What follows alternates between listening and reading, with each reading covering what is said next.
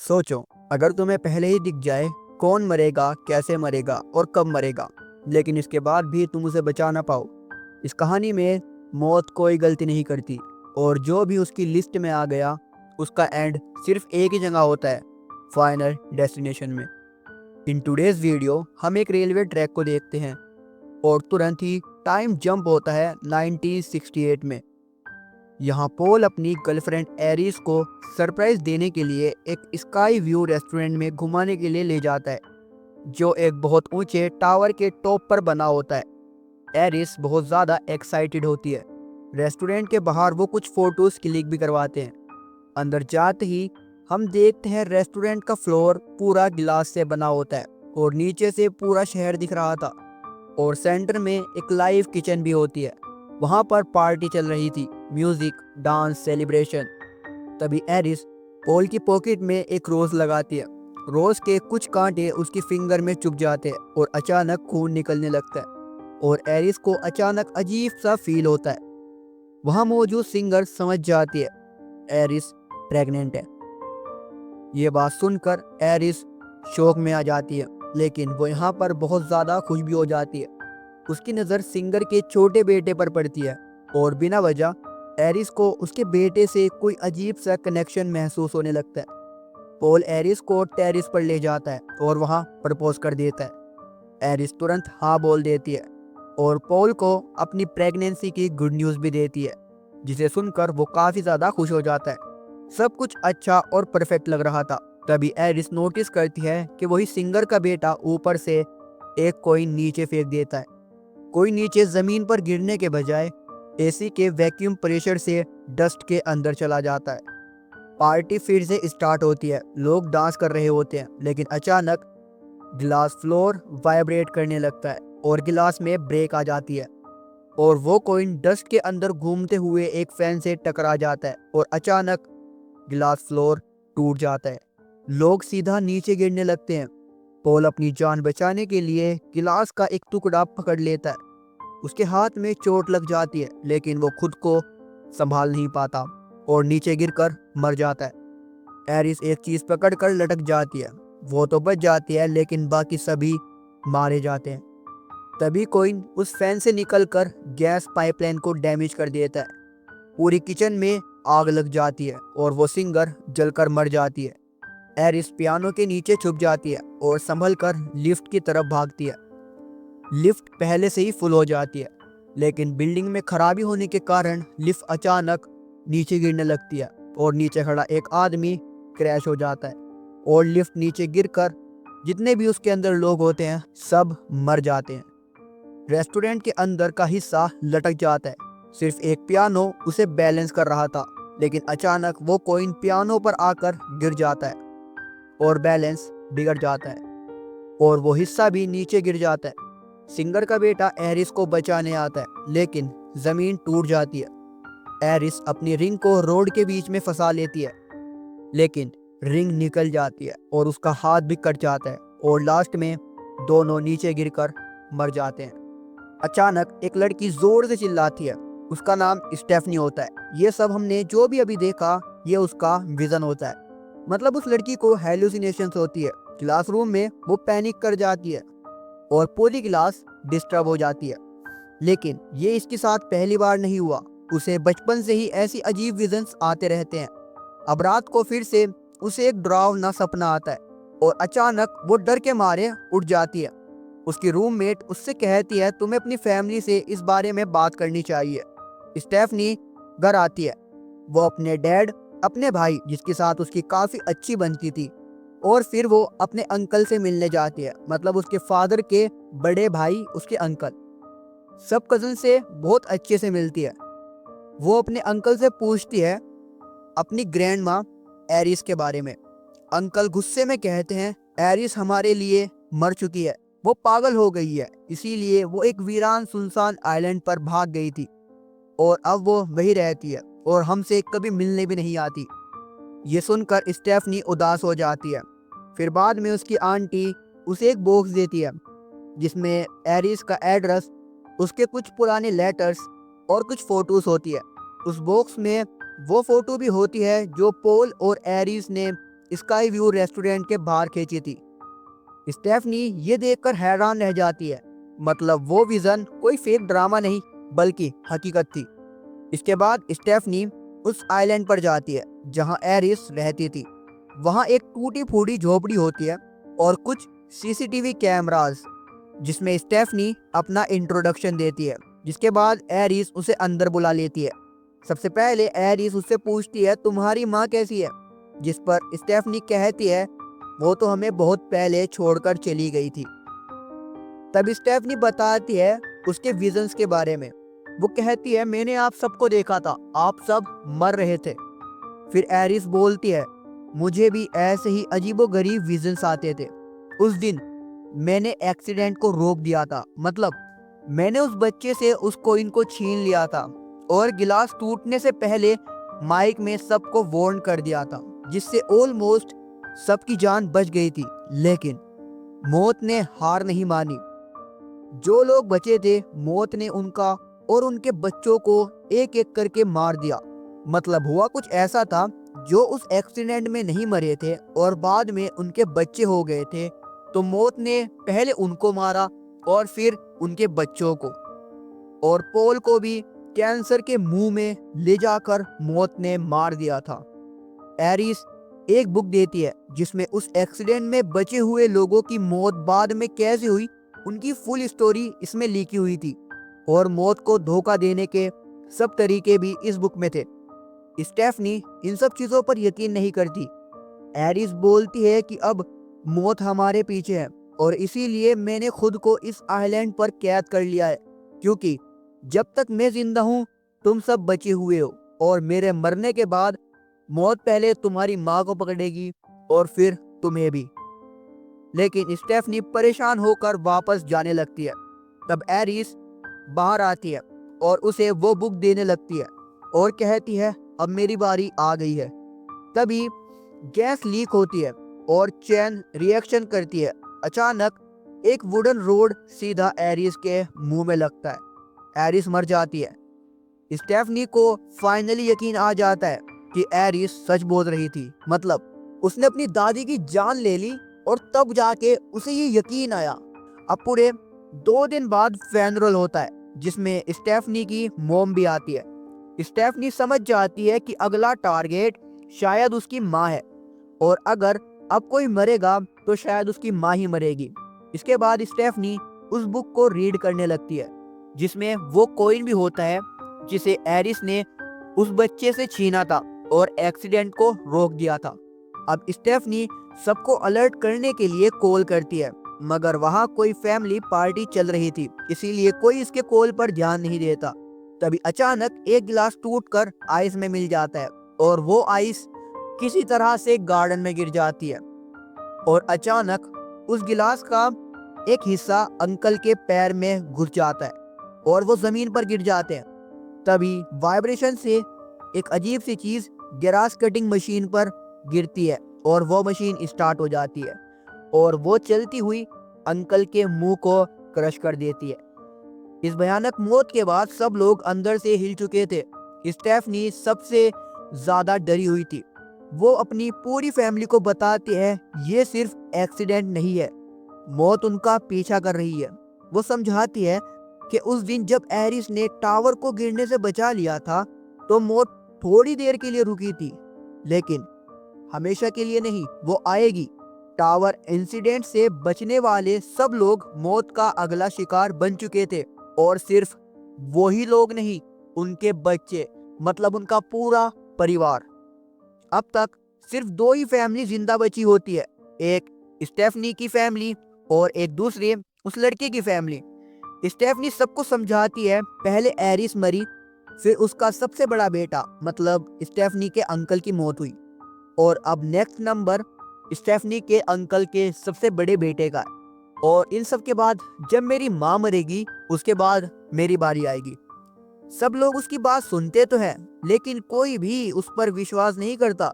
यहाँ तक कि उसके सारे कजन्स गुस्सा हो जाते हैं। उन सबको ऐसा लगता है कि स्टेफनी उनके फादर मतलब अपने अंकल की मौत का मजाक उड़ा रही है। अब हम अंकल के सबसे बड़े बेटे को उसकी प्रेसिंग शॉप में देखते हैं। वो काम खत्म करके शो बंद करने वाला होता है, लेकिन अपने फादर की याद में वो अपने हाथ पर उनका टैटू बनाने लगता है। उसी वक्त उसकी नाक में एक पिन लगी होती है। ऊपर अचानक एक पंखा चालू हो जाता है, जिसके साथ जुड़ी एक मैग्नेटिक चेन उसकी नाक की प्रेसिंग में अटक जाती है। फैन घूमते ही चेन भी घूमने लगती है और लड़का दर्द से चिल्लाकर झटपटाने लगता है। नीचे फ्लोर पर गिरोसरीन गिर जाता है और उसी के लैटर से पूरी शॉप में आग लग जाती है। वो किसी तरह से खुद को चैन से छुड़ा लेता है, लेकिन बैलेंस बिगड़ने की वजह से सीधा आग में गिर जाता है। धीरे धीरे पूरी शॉप में आग फैल जाती है। जैसे ही स्टेफनी को शॉप में आग लगने की खबर मिलती है, वो सुबह होते ही वहां जाने का फैसला करती है, लेकिन वो लड़का उन्हें बाहर ही मिल जाता है। ये देखकर सब हैरान रह जाते हैं। इतने बड़े हादसे के बाद भी उसके सिर्फ हाथ पर हल्का सा जख्म होता है। वो नॉर्मल बात करता है। तभी एक तेज रफ्तार ट्रक आकर उसे जोर से हिला देता है, लेकिन फिर भी उसे कुछ नहीं होता। वो मुस्कुराकर कहता है, देखा, मैंने कहा था ना, मुझे कुछ नहीं होगा।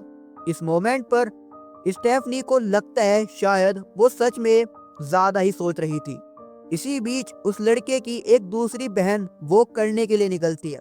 अचानक उसका पाँव एक बॉल से टकरा जाता है और वो सीधा गार्बेज बिन में गिर जाती है। गार्बेज ट्रक का ड्राइवर बिना देखे उसे तुरंत ट्रक के अंदर गिर देता है। ये तीनों सब कुछ देख चुके थे। वो भागते हुए ट्रक को रोकने की कोशिश करते हैं। स्टेफनी अपनी जान की परवाह किए बिना सीधा चलते हुए ट्रक के ऊपर चढ़ जाती है, लेकिन अगले ही पल देखा जाता है कि गार्बेज ट्रक के अंदर कचरा क्रश हो रहा था और उसी मशीन के बीच उस लड़की का शरीर टुकड़ों में बट जाता है। बस उसका एक हाथ स्टेफनी के हाथ में रह जाता है और उसी पल उसकी मौत हो जाती है। इस डेथ के बाद सब लोग टूट जाते हैं। स्टेफनी का भाई उससे कहता है, तुम सही थी, लेकिन उस वक्त भी स्टेफनी खुद पर यकीन नहीं कर पाती, क्योंकि उसके दिमाग में एक ही बात घूम रही होती है, जो लड़की मरी है उसकी जगह उसके बड़े भाई को मरना चाहिए था। तभी वहां उसकी आंटी आती है और एक बहुत बड़ा सच सामने रखती है। वो बताती है कि असल में वो लड़का स्टेफनी के अंकल का बायोलॉजिकल बेटा था, मतलब वो उनका सगा बेटा नहीं था। इसी वजह से उसकी मौत नहीं हुई, लेकिन उसकी बहन की हो गई, जो अंकल की असली बड़ी बेटी थी। ये सच सुनकर स्टेफनी को गहरा झटका लगता है। अब फाइनली सब लोग स्टेफनी पर विश्वास करने लगते हैं। मरने वाली लड़की का छोटा भाई डर के साथ कहता है, इसका मतलब अब मेरी बारी है। स्टेफनी, मैं मरना नहीं चाहता, क्या तुम मेरी मदद नहीं कर सकती? स्टेफनी जवाब देती है, मैं भी बचना चाहती हूँ, लेकिन मुझे नहीं पता आगे क्या होगा। तब उसका भाई उससे कहता है, तुम्हें पहले से ही सब दिख जाता है, बस अपने आसपास देखो, तुम समझ जाओगी। तब स्टेफनी को याद आता है कि एरिस ने उसके एक लड़के के बारे में बताया था, जो उस दिन बच गया था और आज भी एक हॉस्पिटल में काम करता है। वो जिंदा है और उसने मौत को एक बार चकमा भी दिया था। इसी उम्मीद में ये सब लोग उससे मिलने जाते हैं। जैसे ही वो लोग उसका नाम जी डे लेते हैं, वो आदमी हैरान रह जाता है, क्योंकि इस नाम से सिर्फ उसको एरिस ही बुलाती थी। तब ये फैमिली उससे पूछती है, तुम एरिस को कैसे जानते हो? वो बताता है, टावर वाली इंसिडेंट के वक्त मैं भी वही था, मैं उस सिंगर का बेटा था। ये सुनकर स्टेफनी को पूरा इंसिडेंट याद आ जाता है और वो उसे पहचान लेती है। जेडे बताता है कि कई साल पहले एरिस उससे मिलने आई थी, क्योंकि वो अपने पति पॉल के लिए मौत को चकमा देना चाहती थी, लेकिन जितनी भी कोशिश की, पॉल की जान नहीं बचा पाई। स्टेफनी पूछती है, क्या कोई ऐसा है जो सच में मौत से बच गया हो? जेडे कहता है, हाँ, 2 लोग थे, लेकिन सीधे तरीके से नहीं। मौत पहले उन तक पहुंची, वो मर गए, लेकिन इसके बाद डॉक्टर्स ने दोबारा उन्हें जिंदा कर दिया। उसके बाद मौत ने उनका पीछा नहीं किया, क्योंकि उन्हें दूसरी जिंदगी मिली थी। स्टेफनी कहती है, प्लीज हमारी मदद करो, लेकिन जेडे मना कर देता है। वो कहता है, मैंने एक बार मौत को चकमा दिया है, लेकिन मैं भी मरूंगा, मैं कैंसर का मरीज हूँ और सच यही है कि एक न एक दिन हम सबको मरना ही है और मौत ही हमारा फाइनल डेस्टिनेशन है। अब सब लोग बहुत उदास हो जाते हैं। तभी उनमें से एक को एक खतरनाक आइडिया आता है। वो सोचता है कि अपने मरने वाले भाई को पीनट्स खिलाए जाए, क्योंकि उसे पीनट्स से एलर्जी थी। प्लान ये था कि जैसे ही वो मौत के करीब पहुंचेगा, उसे तुरंत एंटी एलर्जिक इंजेक्शन और मेडिकल हेल्प देकर उसे बचा लिया जाए। इससे मौत को चकमा दिया जा सकता है। लेकिन जब वो वेंडिंग मशीन के पास पहुंचते हैं, मशीन काम ही नहीं करती। जल्दी में वो पीनट्स हाथ से निकालने लगता है, जिसकी वजह से मशीन का स्प्रिंग ढीला हो जाता है। फिर दोनों एक रूम में छुप जाते हैं। वो अपने भाई से कहता है, यही रुको, मैं इंजेक्शन लाता हूँ। जाते वक्त वो दरवाजे को जोर से बंद कर देता है और उसी झटके में कुछ बटन्स दब जाते हैं और MRI मशीन एक्टिवेट हो जाती है। जैसे ही मशीन चालू होती है, उसका पावरफुल मैग्नेटिक फोर्स सारी मेटल चीजों को अपनी तरफ खींचने लगता है। दूसरी तरफ उसका भाई इंजेक्शन लेकर आ जाता है और उस आदमी के पूरे शरीर में प्रेसिंग होती है। मशीन उसके साथ व्हील चेयर को भी खींच लेती है। वो खुद को बचा भी नहीं पाता और मशीन के अंदर जाकर तुरंत मर जाता है। उधर छोटा भाई, जो चॉकलेट पीनट्स खा चुका था और एलर्जी से तड़प रहा था, वो किसी तरह से अपने बड़े मरे हुए भाई के पास जाता है, उससे इंजेक्शन लेता है और उस इंजेक्शन को वो लगा भी लेता है और थोड़ी ही देर में वो ठीक भी हो जाता है। लेकिन तभी वेंडिंग मशीन का वही स्प्रिंग अचानक से दीवारों से टकरा कर उसके सिर में लगता है और वहीं पर वो मर जाता है। उन दोनों ने बहुत कोशिश की मौत को चकमा देने की, मगर मौत ने उनका पीछा नहीं छोड़ा। इस स्ट्रेटजी के बाद सब लोग अंदर से टूट चुके थे। स्टेफनी अपनी माँ से कहती है, अब शायद आपकी बारी है। वो अपनी माँ से कहती है कि उन्हें उसी घर में रहना चाहिए जहाँ कभी उनकी दादी एरिस रहा करती थी, क्योंकि एरिस भी वहाँ काफी टाइम तक जिंदा रही थी। स्टेफनी की माँ एग्री करती है। इसी बीच स्टेफनी के हाथ में पकड़ी किताब से वो सिक्का गिर जाता है और एक बुढ़िया को मिल जाता है। ये सिक्का वही था जो एरिस ने उस सिंगर के बेटे से छीना था, लेकिन वो बुढ़िया उसे पर्स में रख लेती है। स्टेफनी जल्दी से अपनी दादी के घर पहुंचती है और अपनी माँ को अंदर जाने के लिए कहती है। उसकी माँ दोनों बच्चों के लिए बहुत परेशान होती है। स्टेफनी उसे तसल्ली देती है और कहती है, माँ, जब तक आप जिंदा हो हमें कुछ नहीं हो सकता। ये कहकर वो अपने भाई के साथ माँ को दादी के घर छोड़ आती है। लेकिन हमें दिखाया जाता है कि घर के अंदर पहले से ही गैस लीक हो रही थी और बाहर बिजली भी कड़क रही थी। स्टेफनी की माँ को गैस की स्मेल तो आती है, लेकिन वो उसे इग्नोर करके अंदर चली जाती है। गैस लीक और हल्की सी चिंगारी की वजह से उस झोपड़ी को एक भयानक ब्लास्ट हो जाता है। ब्लास्ट के झटके से स्टेफनी की कार पानी में गिर जाती है और वो भी डूबने लगती है। अंदर घर में स्टेफनी की माँ बुरी तरह से जल चुकी थी। बाहर खड़ा उसका भाई गिर जाता है और हम देखते हैं कि एक मीनार उसके भाई के ऊपर गिरने वाली थी, लेकिन उसे पहले ही उसकी माँ ने वहां से हटा दिया था और वो मीनार उसकी माँ के सिर में लगती है और वो वहीं पर मर जाती है। अब उसके भाई को समझ में आ जाता है कि अगली बारी स्टेफनी की है। स्टेफनी को बचाने के लिए वो बिना सोचे समझे पानी में कूद जाता है। जब वो उसे बाहर निकालता है तो देखते है कि स्टेफनी की सांस रुक चुकी है और वो मर गई है।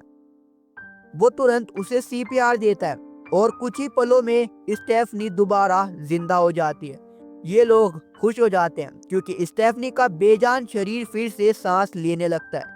उन्हें लगता है अब स्टेफनी ने मौत को एक्सेप्ट कर लिया है और शायद इस बार वो मौत को धोखा दे चुकी है, क्योंकि वो मरने के बाद जिंदा हुई थी और ये उसकी दूसरी जिंदगी थी।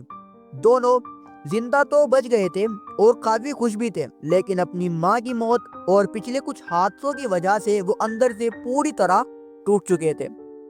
सीन यहीं पे कट होता है और हमें कुछ टाइम बाद का सीन दिखाया जाता है। अब ये एक नॉर्मल जिंदगी जी रहे थे। आज स्टेफनी के छोटे भाई चार्ली का ग्रेजुएशन डे होता है। सब लोग एक्साइटेड होते हैं। स्टेफनी मजाक मजाक में उसकी जेब में एक गुलाब रख देती है।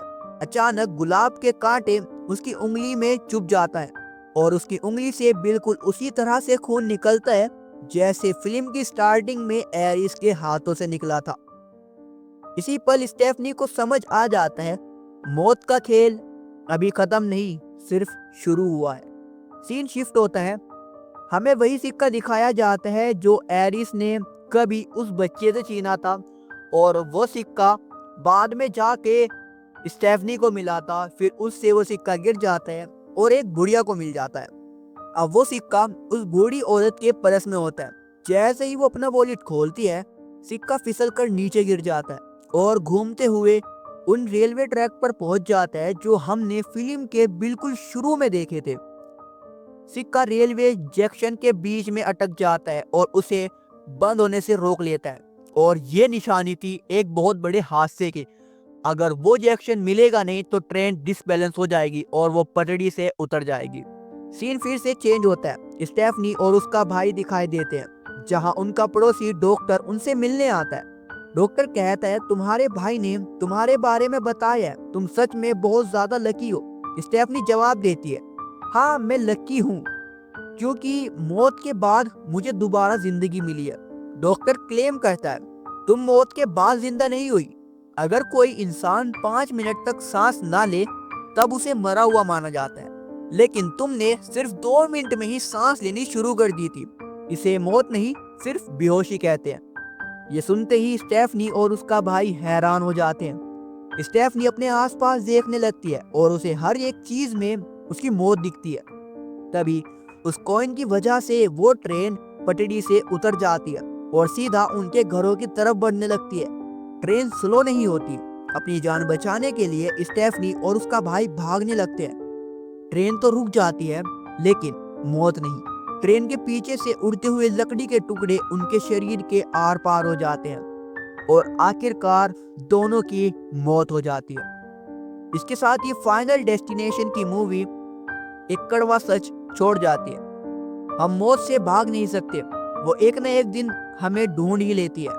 अगर आपको लगता है कि इस मूवी ने आपको लास्ट तक बांध कर रखा, अगर आपको ऐसी ही डार्क, सस्पेंसफुल और माइंड ब्लोइंग मूवीज की एक्सप्लेनेशन पसंद है तो अभी इसी सेकंड इस चैनल को सब्सक्राइब कर लो, क्योंकि यहाँ सिर्फ कहानियां नहीं, मौत के पीछे छुपा सच भी दिखाया जाता है। और stay watching brain box cinema और थैंक यू फॉर वॉचिंग।